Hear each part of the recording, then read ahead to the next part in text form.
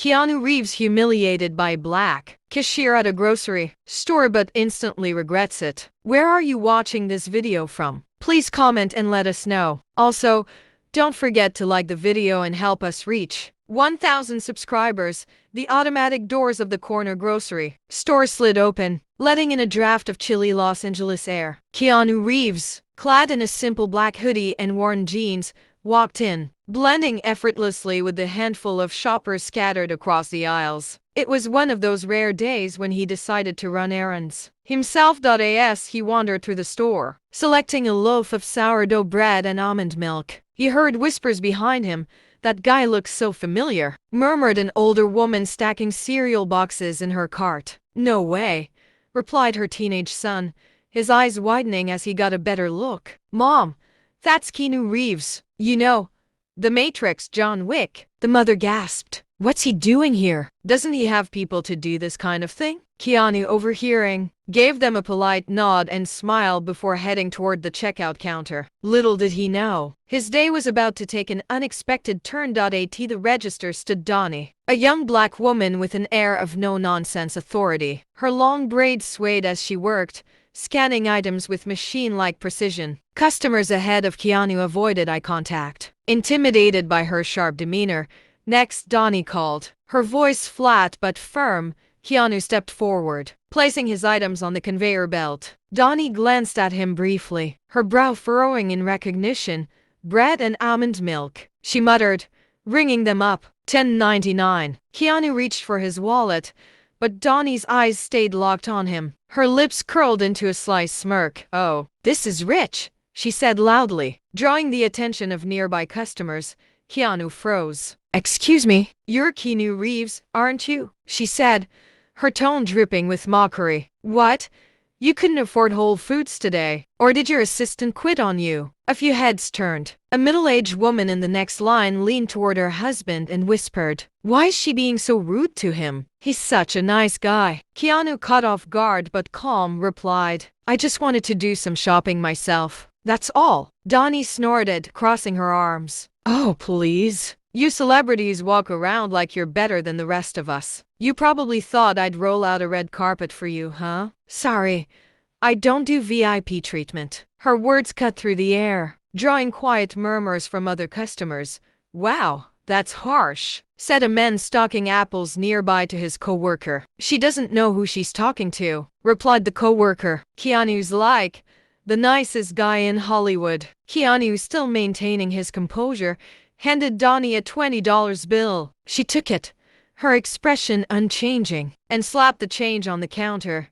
"Have a nice day, Mr. Wick," she said sarcastically, making exaggerated air quotes. Keanu picked up his bag, offering a small, "You too." But as he turned to leave, a voice from the line spoke up. "That wasn't right," said the older woman who'd recognized him earlier. "Why humiliate him like that?" The teenage boy chimed in. "Seriously, he's a legend. He didn't even do anything." The man behind Keanu, carrying a cart full of frozen dinners, shook his head. "You'd think she'd show some respect. This guy donated millions to charity and takes the subway like the rest of us." Donnie overheard some of the murmurs but pretended not to care. Her colleague, a young man named Marcus, approached her from the next register.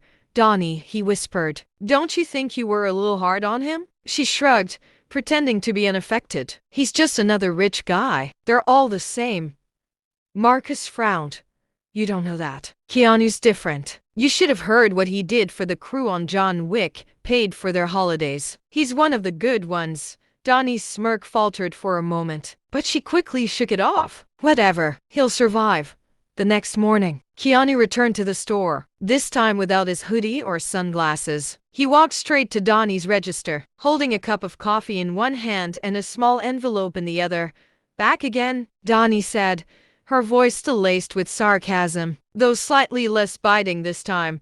Keanu placed the coffee on the counter. "This is for you," he said softly. Donnie stared at the cup, confused. "Why?"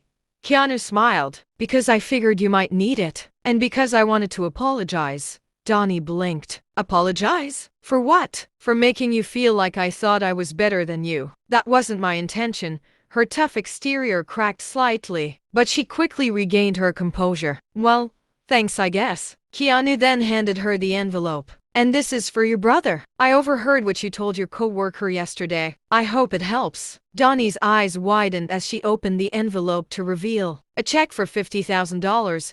She looked up at him, her voice trembling. Why would you do this? After the way I treated you? Keanu's smile was warm and genuine. Because sometimes people lash out when they're hurting, and because kindness has a way of healing wounds we didn't even know we had. When news of Keanu's act spread through the store, the employees couldn't stop talking about it. Did you hear what he did for Donnie? Marcus asked another cashier.